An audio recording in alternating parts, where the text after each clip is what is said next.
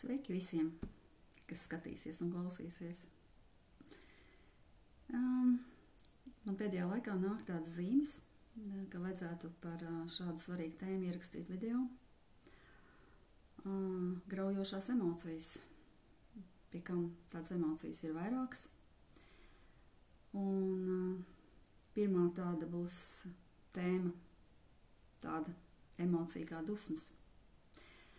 Tātad šajā video pastāstīšu vispār, no kurienes mums tās dusmas rodās, kā viņas ietekmē mūs pašus, kā tikt ar tām, varbūt tās, neteiksim galā, bet sadarboties, lai izvairītos no negatīvās ietekmes uz mums un uz mūsu bērniem varbūt.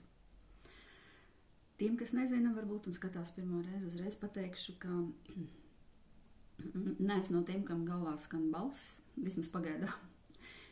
Vienīgais esmu ļoti daudz pētījusi un lasījusi ezotērisko informāciju, plus liela pieredze ar cilvēkiem, 20 un vairāk gadu garumā ar klientiem, kuri ar manīm dalās, un es zinu viņu stāstus, līdz ar to visu šo kopā analizējot, es varu apmēram pateikt, kas realitātei praksē saskan no tā, ko ezotēriķi varbūt tās ir teikuši un rakstījuši, un kas nesaskan.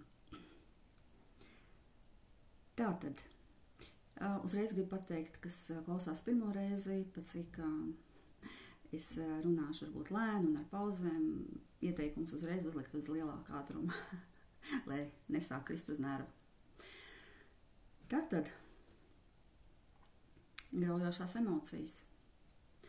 Pirmām kārtām gribu pateikt, ka pēdējā laikā tāds ir trends tie, kas seko līdz tādām garīgām lietām, kad mums pārsvarā ir jācenšas būt gaišiem pozitīviem, skatīties, ko mēs paši tā kā izstarojam, vai mēs to pozitīvo, vai gaišumu, vai dusmas, niknumu, ko mēs izstarojam. Un tas it kā no vienas puses ir pareizi. Protams, gribās jau pieiet un apskaut varbūt tādu cilvēku un komunicēt, kurš staro to tādu gaismiņu, pozitīvismu, un tādu cilvēks es pazīstu, un viņiem tas nāk dabīgi, tā ir viņa būtība, un viņos nav šīs dusmas, vai arī nav šīs apspiestās dusmas, un līdz ar to tas ir naturāli, dabīgi, un viņiem varbūt nav problēma veselībā un liktenī un dzīvē. Bet ir viena tāda lieta, ka pārsvarā jau mūsos ir šīs dusmas. Un tad, kad mēs zinām, dusmas, tas ir kaut kas ļoti, ļoti slikts, un tad, kad mums sanāk tās dusmas, tad mēs domājam, nē, mēs taču nedrīkstam dusmoties, un nē, es taču nedusmojos, un vispār tas nav inteliģenti, un dusmoties, un vispār es taču esmu gaišs, un balta un pukaina, es taču nedrīkst dusmoties, un mēs līdz ar to saspiežam sevi, un tad sākas problēmas. Tātad, pēc kārtas, dusmas. Ir plusi un ir mīnusi. Ja mums nebūtu tāda emocija kā dusmas, varbūt mēs nevarētu kā sievietes izspiest bērnu dzemdībās. Ja mēs tikai, kā es saku, plūstoši, gaiši, pozitīvi. Un tātad dusmas mums ir vajadzīgas. Ne par velti mūsu dzīvē ir tāda planētas Mars enerģija, citam vairāk, citam mazāk. Ne par velti mūsu dzīvē ir tādi cipari, kā 9, kas atbild par planētu Mars enerģiju.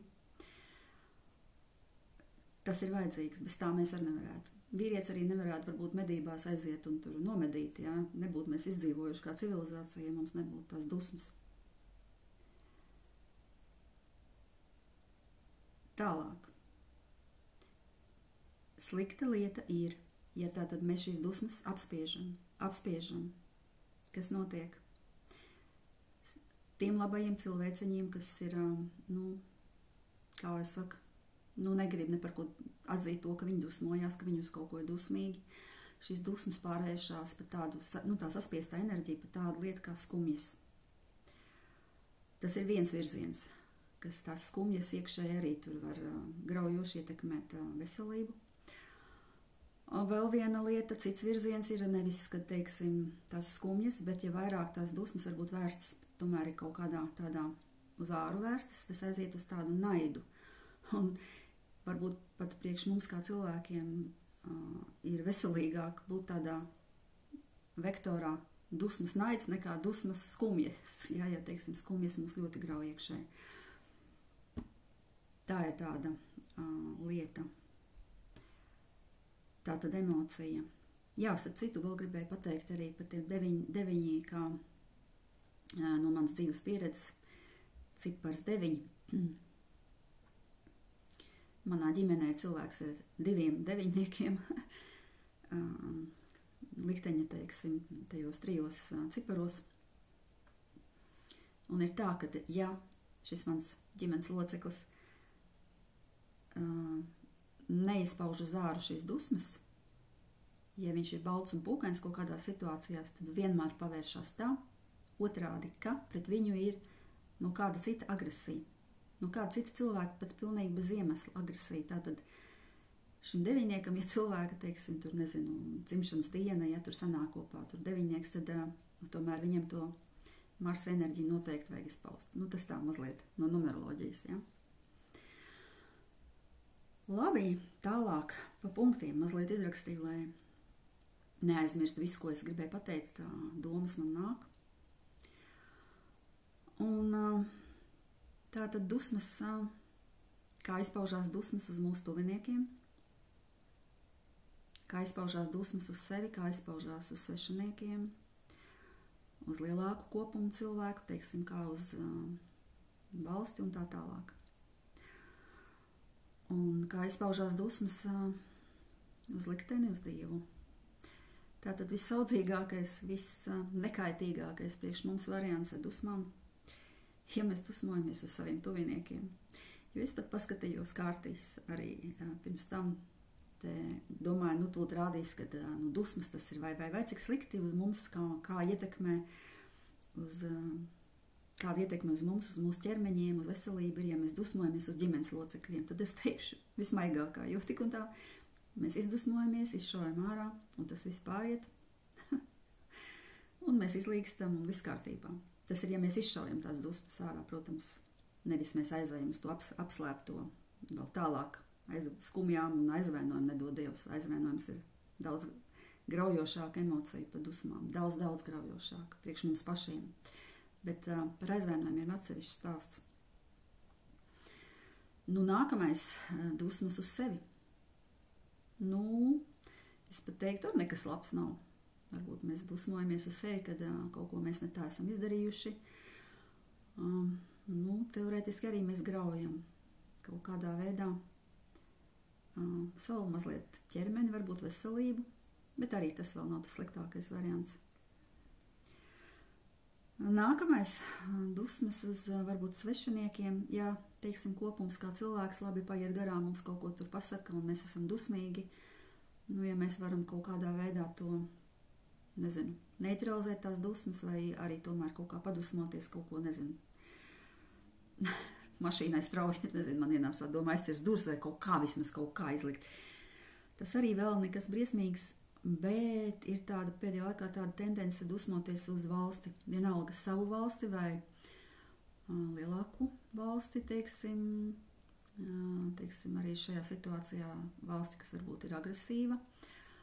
Un kārtīs, pieņemsim, man rādīja, ka tas vairs nav labi, jo lieta tāda, ja mēs dusmojamies uz tādu cilvēku milzīgu kopumu, kā valsts, tur ir tā kā tas saucamais egregors, milzīga valsts egregors, kas ir arī tāds milzīgs, arī, teiksim, enerģijas tādas, teiksim, piesātināts tāds, tā kā pūslis, burbulis. Un ja mēs dusmojamies uz šo valsti, īstenībā mēs dabūnam kaut kādā veidā milzīgu arī pretsitienu sev, savai enerģētikai. Tas pats arī notiek, ja mēs dusmojamies uz, pieņemsim, tādu enerģijas burbuli, kā baznīca, arī par kaut ko varam dusmoties. Mēs nodaram ļaunu nevis šim egregoram, bet savam ķermenim. Jo mēs ar šīm dusmām neievainojam viņus, jo viņiem ir, teiksim, tā milzīgā tā aizsardzība. Bet mēs jau esam, kā persona viens, ja? Viens mums ir tas, teiksim, apkārt mūsu tā auriņa, un pēkšņi mēs dusmojamies, un ja uz mums atlec, mēs dabūnam šo atsitienu. Un tas var izpausties nevisai labi. Un vissliktākais, ko vispār mēs varam izdarīt, laikam, ir dusmoties uz likteni. Jo sanāk tā, ka, ja mēs esam dusmīgi uz likteni, mēs neapzināti esam dusmīgi uz Dievu. Uz Dievu nekā, kā mums mācījuši, ja, kad kā persona, kas sēž uz mākonīšu, bet Dievu kā radītāju. Un, tas ir pavisam ļauni. Jo tad mēs ne tikai ietekmē uz mūsu, varbūt, veselību turpmāko, bet arī varbūt uz mūsu ģimenes locekļu, mūsu bērnu, mazbērnu veselību un uz likteņiem. Labākajā gadījumā, ja mēs kaut ko mums notiek, ļaunākajā mums aiziet uz tādu lietu. Tā, tas ir, ko es gribēju pateikt, kādas ir tās dusmu varianti. Ja? Kāpēc rodās šīs dusmas? Kāpēc mūsos rodās dusmas? Protams, tās būs par tām negatīvajām dusmām. Kāpēc rodas? Tāpēc, ka tas, kas notiek, vai arī situācija, pieņemsim, tas, kas notiek, neatbilst tam, ko mēs kā mūsu ego, kā mūsu prāts, loģika ir iztēlojusies, kā tam vajadzētu būt. Tātad mēs iztēlojamies, ka tagad vajadzētu būt tā un tā un tā. Un notiek savādāk. Un ne tas variants, kā mums patīk, ja? Mēs esam dusmīgi. Kāpēc mēs dusmojamies varbūt uz to pašu ģimenes locekli? Tāpēc, kad mūsu ego, mūsu prāts ir izlēmis, ka tātad tam cilvēkam neatkarīgi, vai tas ir mūsu bērns, vai vīrs, vai māte, vai tēvs, vienalga, ka viņam vajadzētu rīkoties tā, kā mēs domājam, kā viņam vajadzētu rīkoties. Jo es tā uzskatu, ka tā vajadzētu rīkoties, jo tā ir pareizi. Un tas cilvēks tā nerīkojas, un kā viņš tā var. Rodās šīs dusmas. Kā viņš uzrīkstās.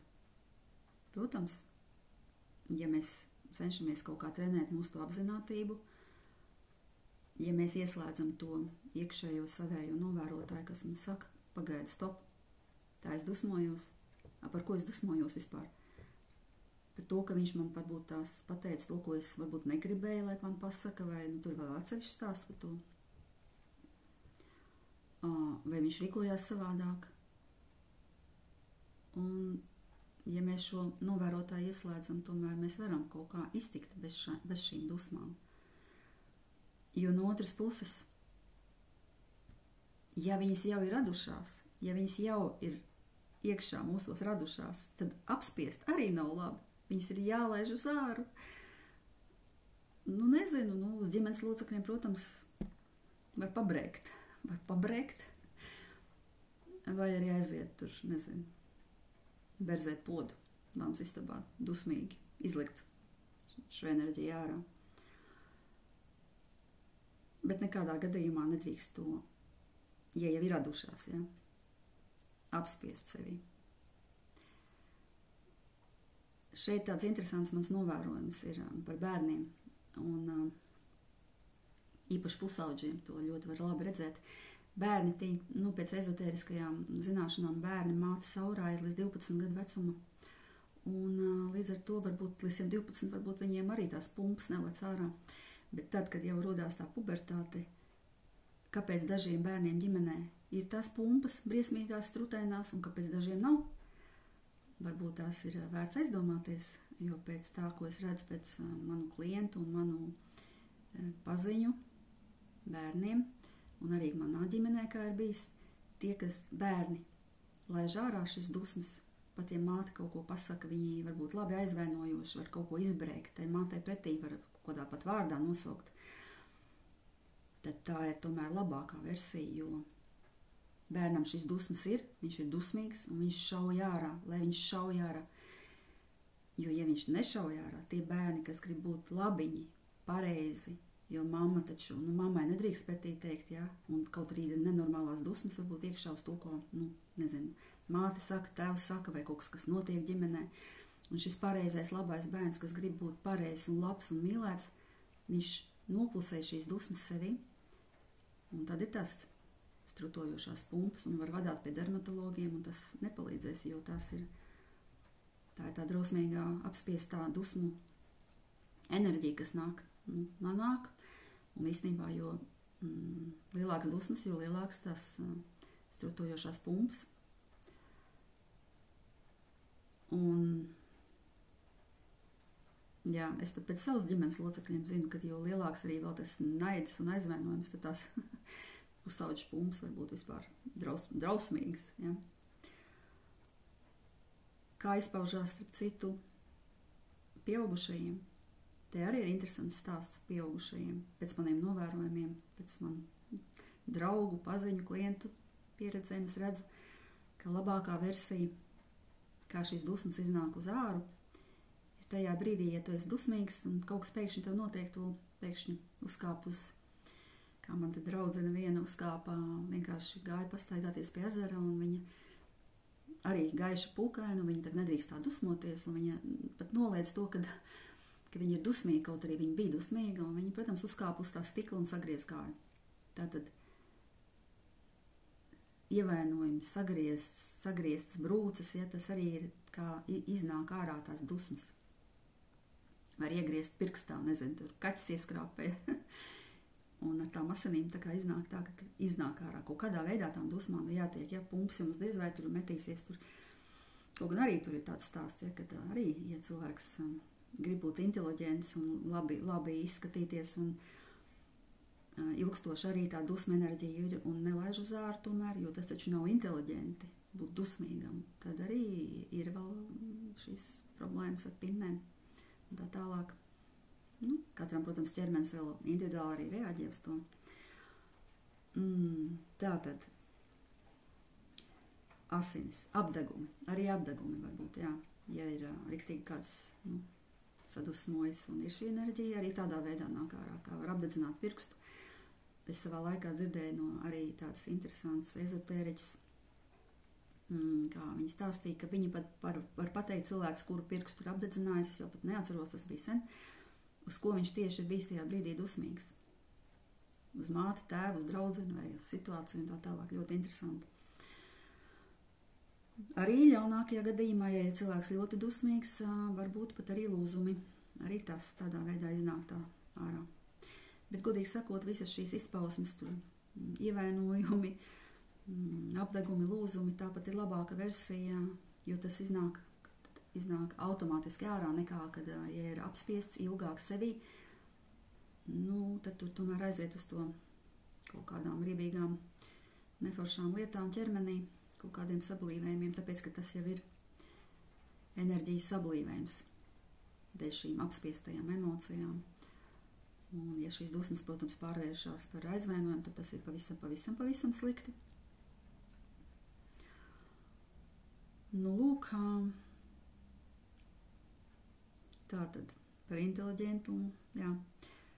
Tas ir tāds, ka mums tiek iemācīts, kad no vienas puses mēs taču, tas nav inteliģenti dusmoties.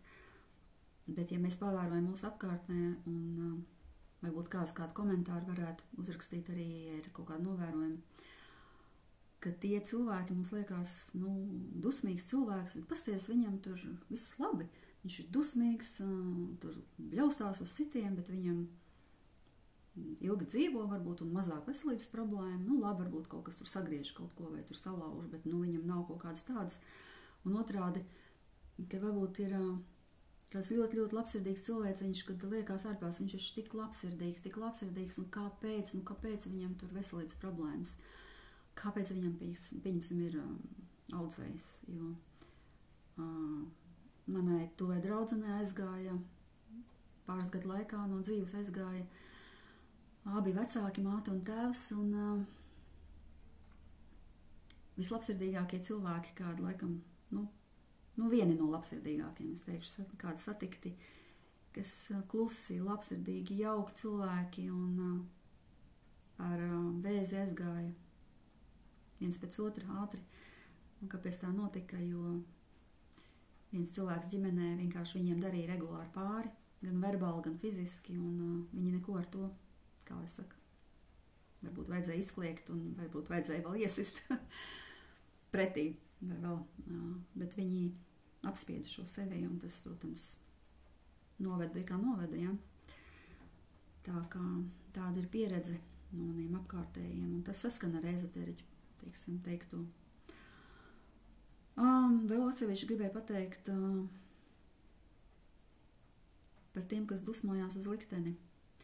Varbūt tās vienkārši, lai ir vieglāk saprast, kā tikt ar šīm dusmām, kaut kā sadzīvot un tikt skaidrībā, kad liktenis mums iebliež bieži, īpaši tiem maniem paziņām un radiem, kam ir ļoti, ļoti nežēlīgi, teiksim, iesits tas liktenis, tā iznāk, ja? Bet citreiz iesit tāpēc, lai sāk meklēt cilvēks atbildes uz jautājumiem, kāpēc tā notiek. Un varbūt tās, kad viena no atbildēm ir, kad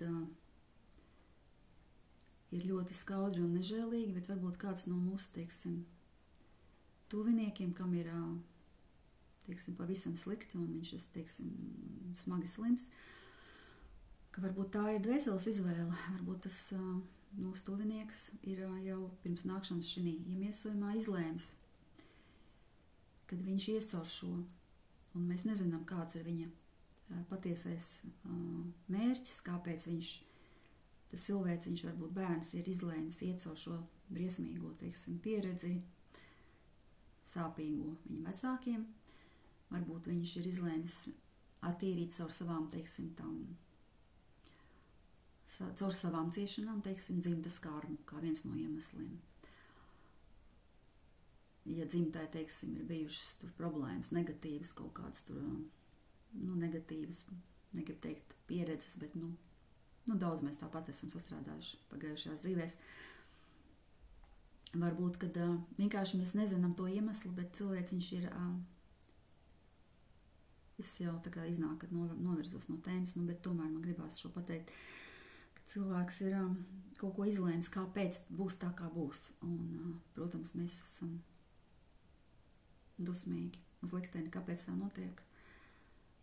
Tad iznāk, līdz ar to mēs esam dusmīgi uz Dievu, jo, liktenis tas jau ir Dievs savā ziņā. Un mēs dusmojamies. Protams, ka mēs dusmojamies. Bet vieglāk ir tad, ja mēs, protams, mēģinām izprast un saprotam. Tad vienkārši paliek vieglāk. Protams, sāp tāpat, bet vieglāk. Jo šīs dusmas uz likteni, tās ļoti grauj. Tās ļoti grauj un gan mūsu pašus, un tā ietekme var iet uz tālāk, uz citiem mūsu ģimenes locekļiem. Tas ir ļoti, ļoti žēl, ka tā notiek, ja. Lūk, tā tad. Man filozofēšana laikam tik tālu ir. Ko tad darīt? Tātad tās metodas, ko darīt, ko iesākt, lai mazinātu šo dusmu, ietekmi negatīvo. Protams, aizvar dusmas no vienas puses aizvirzīt tādā pozitīvā gultnē. Tas ir, teiksim, ja cilvēks jūt, ka viņā jau ir tās dusmas, tātad pirmkārt jālaiž ārā, jāiet sportot. Īpaši bērniem, pusaudžiem, kam ir, pieņemsim, arī klasē problēmas ar viņiem, varbūt dara pāri, varbūt viņi pat mājās nestāst, un viņiem ir vecāki redz, ka bērnam tur ir šīs kaut kādas sāk mesties tās dusmīgās pumpas. Sports numur 1. Īpaši Nevis sports kā joga, kur tu sēdi meditējot, bet sports, kur tu bliez, kur tu sit. Tātad kaut kādas cīņu veidi, kaut kāda sišana pa bumbu ideālā versijā, tur, nezinu, tenis, basketbols, nezinu, futbols, kur riktīgi var izlikt to jaudīgo Marsa enerģiju ārā. Tas ir viens. Protams, pieaugušajiem arī tieši tāpat trenažieru zāli. Nu, vajadzot viss, kas saistīts ar to, lai izliktu ārā. Tātad ievirzīt pozitīvi. Tālāk. Apzinātākiem būt, teiksim, ieslēgt noteikti to iekšējo savu novērotāju. Tātad, ja ir dusmas, jūti, ka ir, tātad stop, piefiksēt šo emociju, jā, ok, dusmas, tātad es esmu dusmīgs, atļaut sev dusmoties, jā, es esmu dusmīgs, ok. Labi, nākamais solis, kāpēc, par ko, kas man tā sadusmoja, un tad sākt analizēt. Vai man sadusmo tāpēc, ka neatbilst maniem priekšstatiem kaut kas, kā vajadzētu būt. Un kāpēc? Varbūt tas ir mans ego, mans lepnums, kad es tik gudrs un es visu zinu, kā jābūt. Tā ir milzīga problēma, jo es taču zinu, kā vajadzētu būt. Es taču esmu liels un gudrs un daudz zinu, man ir izglītības, jā, un es zinu, kā vajadzētu būt. Un tā nav, un tas cilvēks savādāk rīkojās. Vai arī otra versija, jā, kad es taču zinu, kad inteliģentiem cilvēkiem nedrīkst dusmoties jā. Vai arī patreiz nav garīgi dusmoties un tā tālāk. Tātad apzinātība. Trešais, ko es varētu ieteikt, kas man arī citreiz palīdz, kad es esmu dusmīga, ja? Ir tāda interesanta metode, Ho'oponopono metode. Varbūt kāds zina, ja nezina, kā ieteikums. Tā ir tāds tā kā mantra, tā kā afirmācijas skaitīšana. Mēs tātad iedomājamies šo cilvēku, uz ko mēs esam ļoti dusmīgi, vai arī uz šo situāciju, kas ir negatīva, uz ko mēs esam ļoti dusmīgi, un atkārtojam 4 frāzes. Bet, protams, vēlams, ja mēs apsēžamies un vēl svecīti iedzenam, bet, vienalga. Aizveram acis, iedomājamies šo cilvēku un atkārtojam tātad. Pirmā frāze. Man ļoti žēl. Man ļoti žēl. Tā ir tā pirmā frāze. Otrā frāze. Lūdzu, piedod man. Trešā frāze. Es tev pateicos. Ceturtā frāze. Es mīlu tevi. Un šīs frāzes jāatkārto vairākas reizes. Vairākas reizes, kamēr paliek vieglāk. Kāpēc tieši šīs frāzes palīdz? Jo enerģētiskā līmenī mēs it kā saslēdzamies ar šo cilvēku, jo mēs nezinām, kāpēc notiek tā, kā notiek, kāpēc ir šī situācija, kāpēc šis cilvēks varbūt kā rīkojās. Varbūt mums ir kaut kādi karmiskie parādi, kas šis cilvēks pret mums slikti izturoties, varbūt viņš atdod šo parādu, jo mēs pagājušajā dzīvē esam izturējušies slikti pret šo cilvēku. Tātad iznāk, kad ar šo frāzi man žēl, mēs tā kā izlīdzinam šo situāciju, jo nākamais piedod man. Mēs tā kā noslēdzam šo parādu par šo situāciju, par šo cilvēku. Tas iznāk tādā neredzamā, tajā smalkajā plānā saucamajā. Mēs tā kā kā pateikt, atsienam šo mezglu. Tālāk, es pateicos. Kāpēc es tev pateicos? Tāpēc, ka tu atnāci varbūt tās atrisināt šo situāciju. Šī situācija arī mani kaut kādā veidā māca, tas ir viens. Otrām kārtām, šis mezgls, karmiskais mezgls, tā tad arī tiek atsiets. Un es tev pateicos, tātad, mēs esam tagad tā kā brīvi, iznāka brīvi. Un es tev pateicos par šo pieredzi, par šo situāciju. Es tev pateicos. Un nākamais, ja mēs esam šīs 3 pateikuši frāzes, es mīlu tevi, mēs izlīdzinām visu. Mēs nolīdzinām, izlīdzinām. Un notiek kaut kāda mistiska lieta. Atlaižās šīs dusmas. Es pat nemāku to tā, varbūt izstāstīt, bet es ceru, jūs man sapratāt. Kāpēc šis strādā? Šis pats strādā arī uz situācijām, tieši tā. Jo katra situācija nāk kā skolotājs. Un ja mēs to saprotam, tad arī mēs saprotam, kāpēc šīs 4 frāzes strādā jebkur negatīvā situācija. Nu, lūk. Šīs zināšanas, ko es stāstu, protams, nav tā, ka man te viss izdodās perfekti un tā. Es arī tikai mācos un uzsitu punus. Bet es ceru, ka kādam šis palīdzēs, jo es jūtu, ka šis ir jāieraksta bez taro šodien. Nu labi, ņemiet pa labu, pateikšu šo brīnišķīgo frāzi, ka es jūs mīlu.